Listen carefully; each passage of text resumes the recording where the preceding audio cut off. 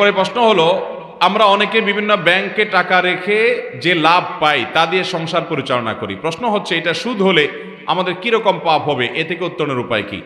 সুদের টাকা এটা ভোগ করা জায়েজ নয়, হারাম। সুদের কারবার করাটাই হারাম। সুদ এটা আল্লাহর অভিশপ্ত একটা উপার্জন।